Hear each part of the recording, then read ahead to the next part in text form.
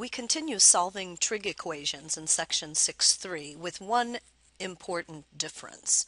Okay, so just a real quick review for you. If I gave you that the sine of x equals 1/2 and I asked you to solve on 0 to 360, so in degrees, you would say, I know that the sine is 1/2, that this is the 30-degree reference angle, and so we know that the sine is positive here and here, so my solutions are 30 degrees and 150 degrees. Okay, so when we graph one cycle 0 to 360, we find two solutions most of the time.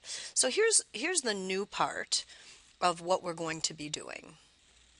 So now our equations will look like this.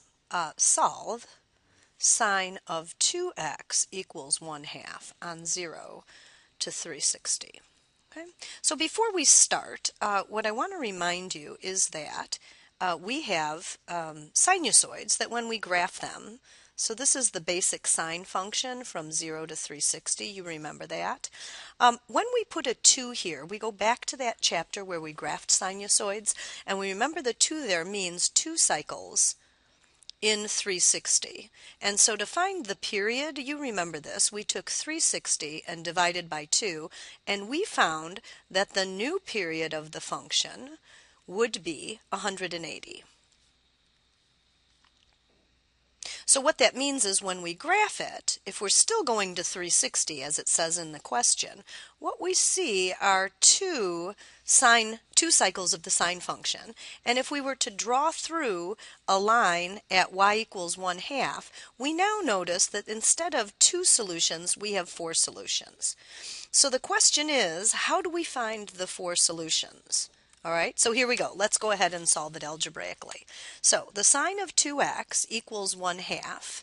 We're going to now say that 2x equals 30, right? So this is my angle is equal to 30, or 2x is equal to 150. And so the first 2 solutions will be 15 degrees and 75 degrees. All right, so that would give us these 2 solutions. The problem is there's 2 more. So this is where the period comes in. So we know that before, when it was 1 cycle, that we could add 360k, or we could add 360 over and over again to find more solutions.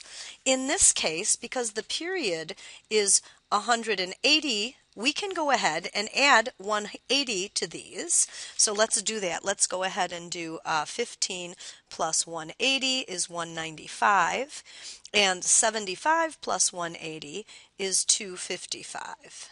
Okay? And so now we have 1, 2, 3, 4 solutions.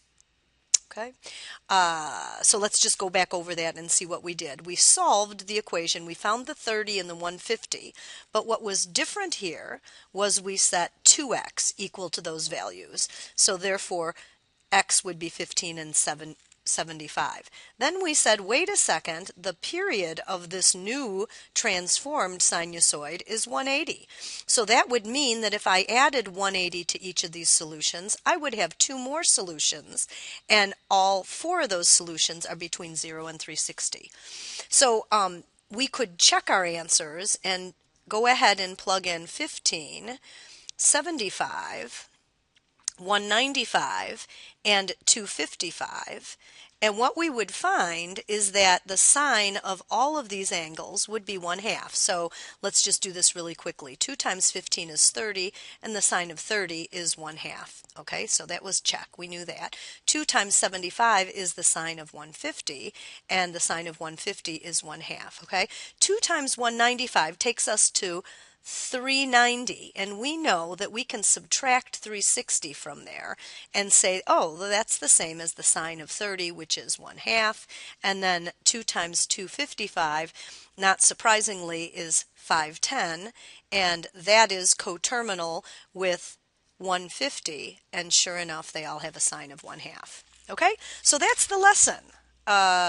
When it says multiple angles, what that means is that we're going to see equations that have a value in for the c that will change the number of solutions and how we find them. Okay, so let's go ahead and do one more problem because that doesn't seem like enough. And you're always asking, well, that seems pretty simple, but how difficult will this get? And so here's an example of a problem that you'll be expected to do. So it combines what we did in the last problem with formulas, all right? So now we're saying solve again, and we're going to solve on 0 to 360. And before that meant two solutions, but here we're going to have more than two solutions. So first step is to recognize that this is the sine sum formula, and it's expanded. So we're going to contract it and call this sine of 2x plus x, or sine of 3x equals negative 1/2. Okay, so we know that the sine is negative 1/2. Oh, there's the bell. In this quadrant, and the sine is 1/2 at the 30-degree reference angles, right? And so we know that at 210, right, and again at 330, 3x should equal those values, all right? So 3x is equal to 210, 3x is equal to 330, and so our first solutions, x equals 70 and x equals 110. All right, so now we need to go back and look at this 3 and remember that we're going to take 360 divided by 3 and get that this time the period is 120. What that means is that at 70 we can add 120, and at 190 degrees, if we put this into the equation, we would get negative 1/2. We can add 120 again. You're not surprised that there are actually 6 solutions. So let's go ahead and add 120 to those, and then 120 again. And so I have 1, 2, 3, 4, and then the original 2, 6 solutions. So if you're getting the idea that whatever number is here, we double that to find the number of solutions, you're pretty close to being correct. Some of you might be saying, how do I know I've found all of them? Well, if you keep adding 120, let's see, let's just check and see if there's another one. When I add 120, I get to 430, and 430 is greater than 360, so can't keep adding. All right, that's today's lesson. We're going to practice this in class, and I will see you in class.